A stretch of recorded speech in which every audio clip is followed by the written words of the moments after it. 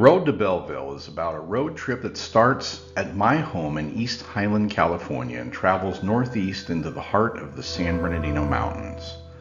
The route is almost entirely on California Highway 38. The journey ends in the Holcomb Valley, which is north and above Big Bear Lake. This is where the gold rush town of Belleville thrived in the early 1860s after Bill Holcomb discovered gold there. The trip is 60 miles long, and the history along the way travels back in time, more than 200 years.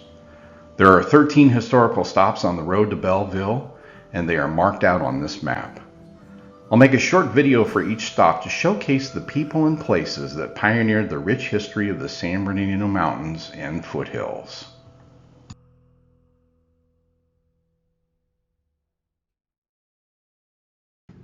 Stop 2 on the road to Belleville is about an irrigation ditch and the 1860 settlement of Cramville. The Crams and the Van Leuven families founded Cramville, which is now known as East Highland, California.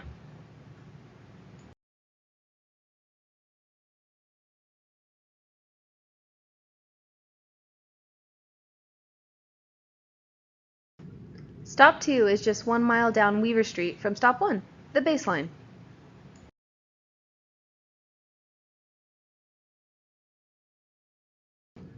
Louis Cram was born in Illinois to John and Rebecca Cram in the year 1834. John worked as a cooper, and he constructed a lathe to make furniture. John built wagons as part of his job, and when they moved to California, the family traveled in wagons John made, including a wagon to haul the lathe. The journey was long and hard. The Crams chose to travel the southern route into California that went through Santa Fe, New Mexico. The southern trail was more dangerous, but John needed to avoid the steeper grades of the northern route to keep the lathe safe in travel. Louis was one of the Crams' younger sons. He helped drive the oxen pulling the wagons and took turns as a lookout at night. Apache Indians were following the wagon train as it moved west, taking any opportunity to harass the settlers or steal animals. On the trail, Rebecca Cram contracted a fever, probably typhoid, and died. John kept her body until they arrived in a place called Pioche, where he buried her. Louis also came down with a fever. He survived. He was so sick that he was unaware of his mother's death until several days later. Some settlers in the wagon train were lost to Indian attack. Moving west in the mid-1800s was difficult and dangerous. Livestock were stolen along the way, and after one night's attack, the animals used to pull the wagons were stolen or scattered into the desert. After that raid, riding horses and milk cows were used to pull the wagons across Southern California's Imperial Desert. Out of food and water, they finally made it to the Warner Ranch near San Diego. What a journey and what a cost the Crams paid to get to California.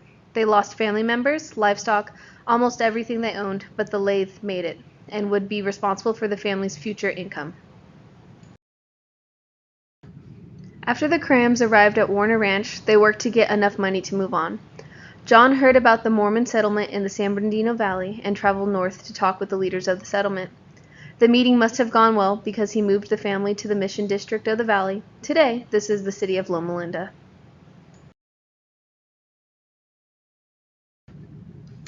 The Crams chose the old mission area because of the Sanha water canal that flowed through the area.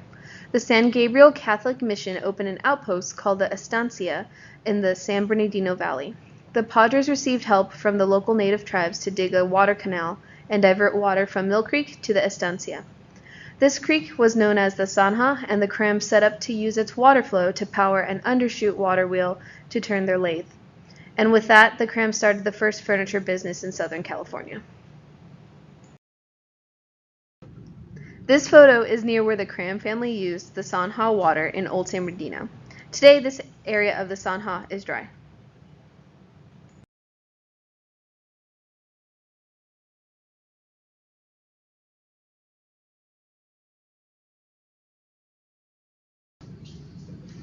A few years later, after the Crams came to the San Bernardino Valley, they moved the furniture business further up the Sanha into Mentone for better water flow.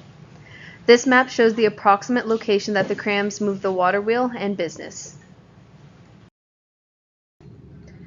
While living in the old Mission Estancia area, Lewis and brother Henry Cram explored north across the Santa Ana River wash looking for a place to farm.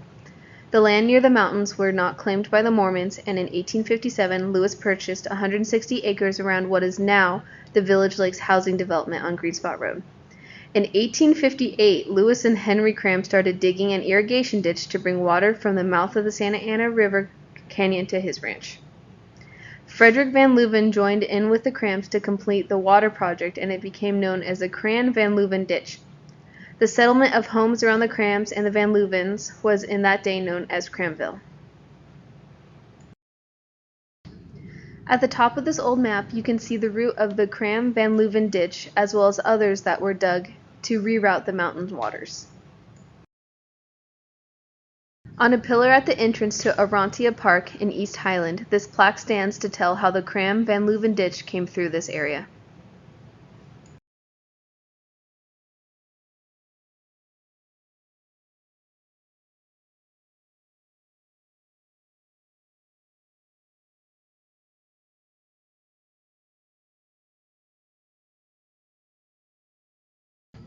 The Crams and the Van Leuvens were the first to plant citrus trees in East Highland.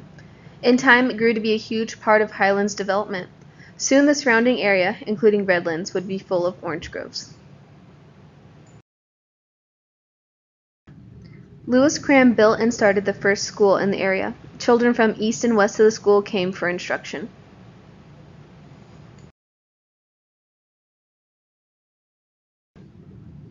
The Cram School grew and moved several times. It is now located on the corner of Applin and Water Streets in East Highland.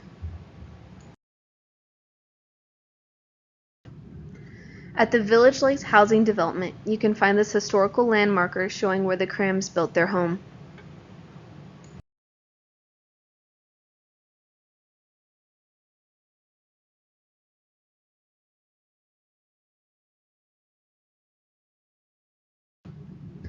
Right down Water Street from Cram Elementary School is a road named after Lewis Cram. A huge pioneer in the East Highland area, Lewis Cram was born in New York State on April 19, 1834. He died in Cramville, California on the 18th of February, 1915. Lewis and his wife Sarah are buried in the Mountain View Cemetery in San Bernardino.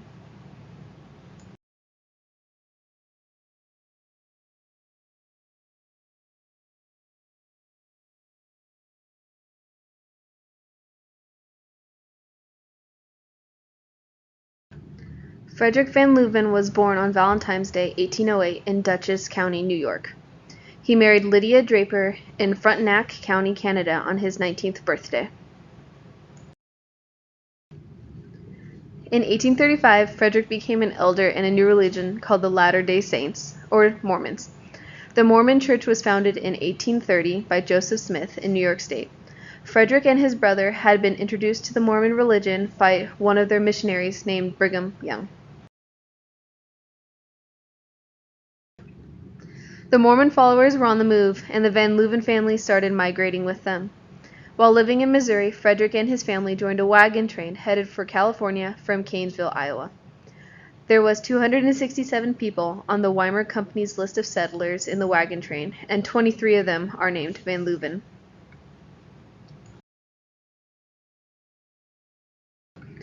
Sometime after arriving in San Bernardino in 1851, the Van Leuvens settled in the Yucaipa area near another San Bernardino pioneer, John Brown Sr.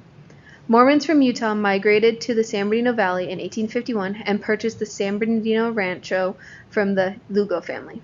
This included the Yucaipa area, so the Van Leuvens as well as John Brown Sr. had to find another place to settle. Frederick moved to a place in the northeast of San Bernardino Valley that came to be known as Cramville. The Van Leuvens settled somewhere around where Greenspot Road and Church Street are today in East Highland.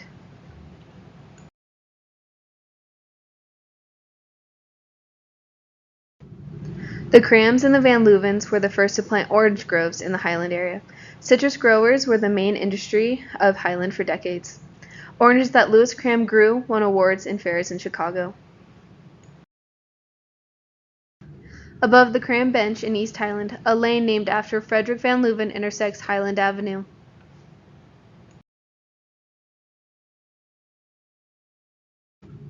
Frederick and his wife Lydia, as well as many other Van Leuvens, are buried at the Pioneer Cemetery in downtown San Bernardino.